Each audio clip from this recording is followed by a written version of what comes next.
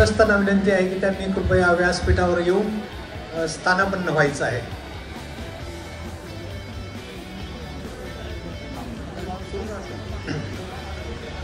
स्वागतम सुस्वागतम.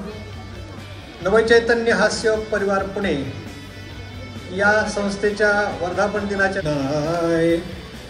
आणि म्हणून आपण सरांच्या विनंतीला मान देऊन उपस्थित झालेला आहात. धन्यवाद. कार्यक्रमाची सुरुवात आपण हास्य प्रात्यक्षिकाने करत आहोत.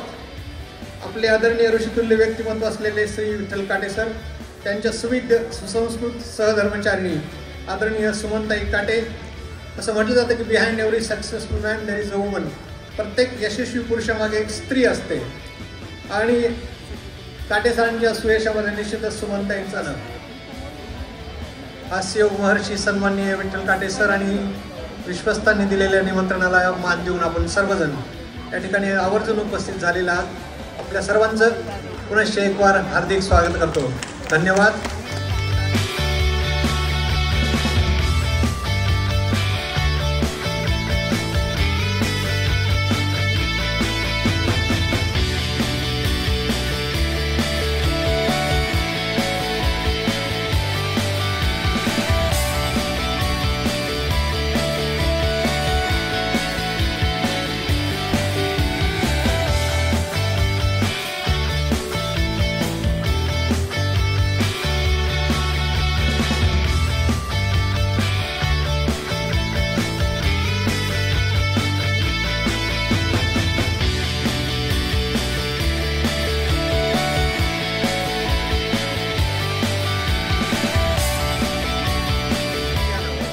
दोन जिवलग मित्र भेटले की पहिल्यांदा एकमेकाला मित्र असो मैत्रिणी असो एकमेकाला पोटभर हॅलो. ओ चमन क्या जिसमें कलियां हो, ओ दोस्ताना क्या जिसमें गालियां ना हो, वो ससुराल क्या जिसमें खूबसूरत सालियां ना हो, और वो महफिल क्या जिसमें तालियां ना हो. पुनश्च एक बार तुमच्या रसिकतेला सलाम करतो, सहृदयतेला सलाम करतो. आज आपण या समारंभासाठी आलेले सर्व हास्यप्रेमी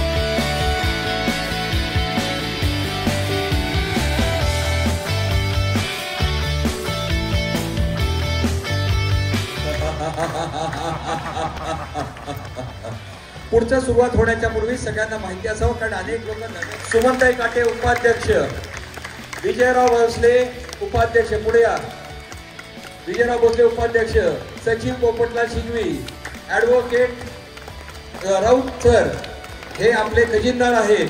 त्याच्यानंतर ॲडव्होकेट सुगावकर, जयंत दशपुत्रे, सुनील देशपांडे, हरिभाई पाठक, अतुल सदागरे, दत्तात्रय कुंदेन, मकरन टिल्लू सापडले. चला देतोय त्यांच्याकडे. सुरू करूया. मस्त हसायला सुरुवात करूया. काटे सर. नवचैतन्य हास्ययोग परिवाराच्या शाखातून आलेल्या प्रतिनिधींचं मी पहिल्यांदा स्वागत करतो. आयर्न पावडर मध्ये स्वतःची टेक्नॉलॉजी निर्माण करून भोगाना सारख्या आंतरराष्ट्रीय कंपनीला मागे टाकण्याचं काम प्रकाशजींनी केलंय. ही कमाल आहे. अत्यंत प्रभावी असं व्यक्तिमत्व आहे. भास्कर अवॉर्ड पुरस्काराने त्यांना नुकतंच सन्मानित करण्यात आलेला आहे. Holistic development through quality education, गुणवत्तापूर्वक व दर्जेदार शिक्षणातून सर्वांगीण विकासाला प्राधान्य हा त्यांचा संकल्प आहे. सन्माननीय चंद्रकांत दादा पाटील यांची उपस्थिती राहायला पाहिजे, त्याला आनंदी राहायला पाहिजे. हे थेरॉटिकली खूप शिकलो होतो, पण खऱ्या अर्थाने प्रॅक्टिकली कसं करायचं असतं त्याचं मला जे ज्ञान मिळालं ते पोपटलाल सिंघवी सर त्यांच्याकडनं आम्हाला ही माहिती सगळ्यात पहिल्यांदा कळाली. आणि त्यानंतर या नवचैतन्य हास्ययोग परिवाराच्या संपर्कात मी असं म्हणेन. आणि त्यानंतर मग मी पण मागं वळून नाही बघितलं. सो आमच्या प्रिस्क्रिप्शन्समध्ये म्हणजे बघितलं तर सरांनी आता सुरुवात केली होती की डॉक्टर म्हणल्यानंतर पहिलं आपल्यासमोर येतं गोळी औषध. पण डायबिटीज फ्री फॉरवर्डमध्ये आम्ही म्हणतो गोळी औषध सगळ्यात शेवटचा पार्ट आहे. विदाऊट मेडिसिन जर का तुम्हाला तुमच्या डायबिटीज किंवा आजारांवर नियंत्रण करायचं असेल तर तुम्हाला DFF किंवा आम्ही मदत करू. बऱ्याच जणांचा प्रश्न असतो मग तुम्ही नेमकं काय देणार, मग तुम्ही कशा पद्धतीनं करणार. आम्ही बऱ्याच वेळा सांगतो की डायबिटीज रिव्हर्सल करताना तुमचं शरीरातलं फॅट कमी झालं पाहिजे, तुमच्या अंगावरची सूज कमी झाली पाहिजे, तुमची ॲसिडिटी कमी झाली पाहिजे आणि तुमचा स्ट्रेस पण कमी झाला पाहिजे. पण बरेच जण शरीरावरती काम करतात. पण मला हे लक्षात आलं की की जर का खऱ्या अर्थाने एखाद्याचा डायबिटीस बरा करायचा असेल तर त्याची फक्त शरीरावरची सूज किंवा शरीरावरची चरबी कमी करून उपयोग नाही आहे, त्याच्या मनावरची पण साठलेली चरबी दूर करायला लागते. त्याच्या काय म्हणू शकतो आपण, मनावर जी आलेली सूज आहे, मनावर आलेली ॲसिडिटी आहे, ती पण आपल्याला कमी करायला लागते. आणि त्याच्यासाठी फक्त शरीराचा व्यायाम उपयोगाचा नाही आहे, त्याच्यासाठी मनाचा व्यायाम पण करणं गरजेचं आहे.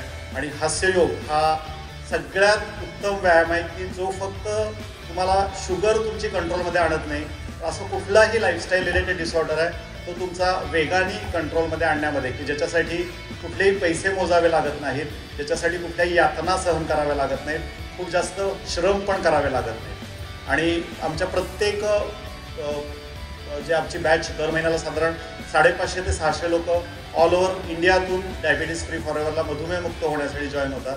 त्या प्रत्येकांना आम्ही लाईफस्टाईलच्या प्रिस्क्रिप्शन बरोबर हसण्याचं प्रिस्क्रिप्शन आम्ही प्रिस्क्राईब करतो, त्यांना शिकवतो कशा पद्धतीनं ते करायला पाहिजे.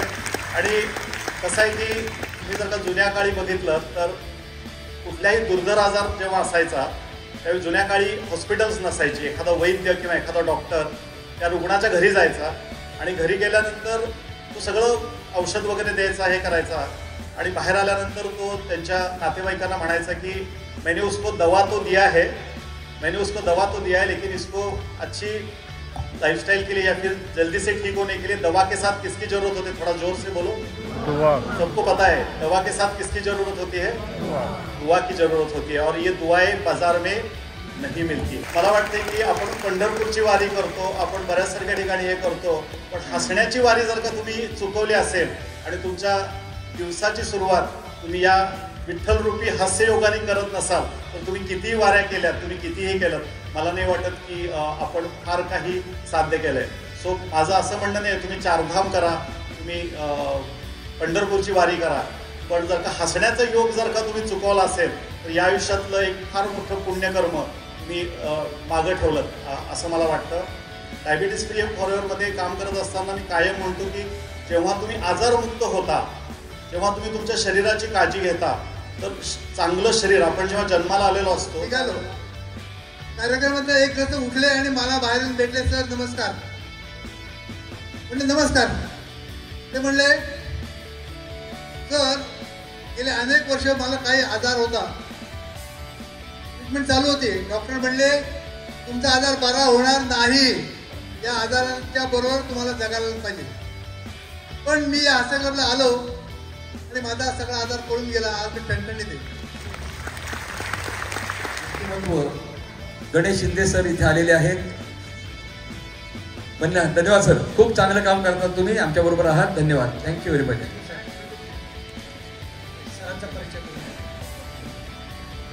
धन्यवाद. चोरडिया साहेबांनी खूप सुंदर मार्गदर्शन केलेलं आहे. खरं तर असं म्हटलं जातं की जोरदार टाळ्या होऊ द्या. Very good. हो हो हा हा हा हो हो हा हा हा हो हो हा हा हा हो हो हा हा हा हो हो हा हा हा. मी काटे सरांना आणि काटे बहिणींना विनंती करतोय आणि संजय चोरडियांना की त्यांनी गणेश शिंदे यांचं आपण सत्कार करायचा आहे. यस, काटे सर, संजयजी चोरडिया, ताई रुकारी ताई, आपण पुढे यायचं प्लीज. अरे हळूहळू हळूहळू.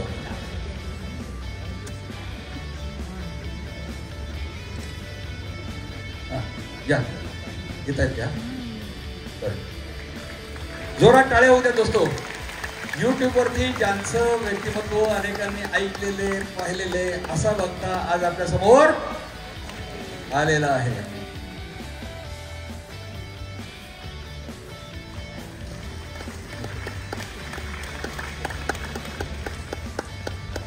ह्युमन रिसोर्स राज्य शासनाच्या कृषी परिषदेचे संचालक आहेत. 2016 ते 18 राज्य शासनाच्या national institute of post harvest technology या संस्थेचे मुख्य सल्लागार म्हणून त्यांनी काम केलेलं आहे. अटल महापणन विकास अभियान महाराष्ट्र राज्याचे मुख्य व्याख्याते म्हणून राज्यभर सहकार चळवळीची प्रेरणा त्यांनी दिलेली आहे. संसाधन व्यक्ती आहे. नमस्कार नमस्कार नमस्कार नमस्कार नमस्कार. जय हरी.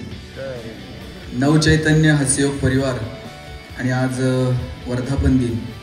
या वर्धापन दिनाच्या निमित्तानं मकरंदजी टिल्लू साहेब आणि मी गेली अनेक वर्षापासून मित्र आहोत. अनेक दिवसांपासून आम्ही संपर्कात होतो आणि त्यांनी या कार्यक्रमाच्या निमित्तानं मला आमंत्रित केलं. खरं तर मध्ये उपलब्ध आहेत, पण माणसाच्या मनात चाललेले अस्वस्थतेचे हिंदोळे मोजण्याची एकक मात्र अजून उपलब्ध नाहीत. आणि ते हिंदोळे जर कमी करायचे असतील तर पुन्हा पुन्हा आपल्याला अंतर्मनात डोकावून पाहावं लागेल. ज्ञानोबरायांचा गोड अभंग आहे, ऋणू झुनू रे भ्रमरा, सांडी तो अवगुणू रे भ्रमरा. ज्ञानोबरायांनी भ्रमर कुणाला म्हटलंय? मनाला म्हटलेलं आहे. आणि त्या मनाला ते सांगतात की इकडे तिकडे ह्या गुंग्यासारखं भ्रमरासारखं धावत बसू नको, कुठंतरी स्थिर हो. आणि कुठं स्थिर हो याचंही उत्तर ज्ञानोबरायांनी दिलं, चरण कमळ दळू रे भ्रमरा. संतांच्या चरणाजवळ जाऊन तुला स्थिर व्हावं लागेल. संत चरित्र संत साहित्याकडे थोडंसं डोळसपणानं बघावं लागेल.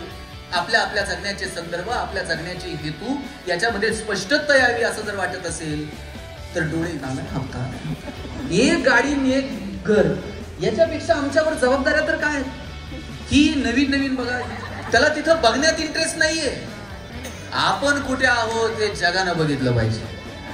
बरं मी काय म्हणतो, मोबाईल आहे, स्टेटस ठेवता येतं, ठेवलंच पाहिजे. पण खरं दुःख कधी आहे?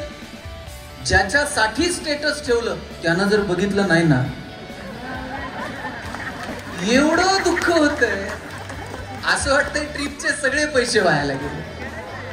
आमचा आनंदही आमचा राहिलेला नाहीये आणि आमचं दुःखही आमचं राहिलेलं नाहीये. खरं तर आनंदही आपला आणि दुःखही आपलं, ती आपल्या आपल्या अंतर्मनाची कॅरेक्टरिस्टिक. ज्ञानोबरायांनी सांगितलं, किंबहुना सोय जीव आत्मयाचे लाहे, तेथ जे होय तया नाम सुख. ज्ञानोबरायांनी सांगितलं, आत्म्याशी जे संबंधित आहे ना त्याला सुख म्हणावं. पण दुर्दैवानं आपण साधनांमध्ये सुख शोधायला लागलो. साधनांनी माणसाचं आयुष्य सोपं होईल, सुलभ होईल, पण सुखी होईलच याची खात्री मात्र देता येत नाही.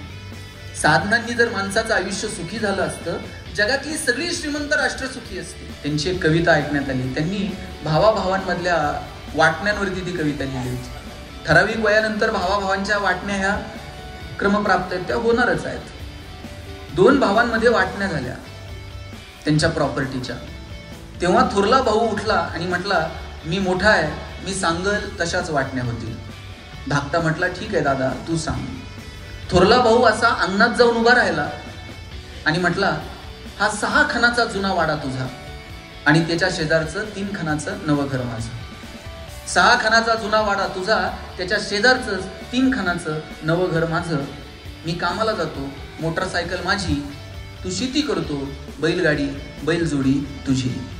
आई बापाच्या वाटण्या करता येत नाहीत, दोन्ही घरं त्यांचीच आहेत, कुठेही जातील कुठेही राहतील, पण आपल्या सोयीसाठी. तुझी लेकरं लहान आहेत, आई तुझी, माझ्या घरात बापाचा आधार हवा, त्यांचा धाक हवा म्हणून बाप माझा. आई बापाच्या वाटण्या करता येत नाहीत, दोन्ही घरं त्यांचीच आहेत, तरी सुद्धा आपल्या सोयीसाठी आई तुझी बाप माझा. वाटण्या कशा केल्या बघा. 6 खणाचं जुनं घर तुझं, 3 खणाचं नवं घर माझं, मोटरसायकल माझी, बैलगाडी बैलजोडी तुझी. आई बापाच्या वाटण्या होत नाहीत, तरी सुद्धा आपल्या सोयीसाठी आई तुझी बाप माझा. आणि पुढे जाऊन तो म्हणतो, आयुष्यभर लक्षात ठेव, एकाच आईच्या पोटी आपण दोघं जन्माला आलो, मी तुझा आणि तू माझा. आणि पुढे त्यानं लिहिलं, तू धाकटा आहे, तू धाकटा आहे, तुझं कधी दुखलं खुपलं तर माझी मांडी तुझी. तू धाकटा आहेस, तुझं काही दुखलं खुपलं तर माझी मांडी तुझी. मी थोरला आहे, तुझ्या आधी जाईल, तुझा खांदा माझा. काय प्रेम, काय वात्सल्य. जोपर्यंत डोळ्यात प्रेम आहे, हृदयात वात्सल्य पाहिजे. शायराने तर खरं म्हटलंय की सच पूछो तो दुनिया में सिर्फ रोना ही रोना है, जिसे हम जिंदगी कहते हैं वो कांटों का बिछोना है. यहाँ हर वक्त समंदर की हर धार बदल सकती है, ये मौसम बदल सकता है, बाहर बदल सकती है. यहाँ हर चीज़ मुमकिन है, यहाँ क्या हो नहीं सकता और सब कुछ हो सकता है, तो फिर ये भी क्यों हो नहीं सकता कि आप बुला और हम ना आए. तो शायर पूरा सुन दो, कोई ऐसे रोक सके न कोई ऐसे टोक.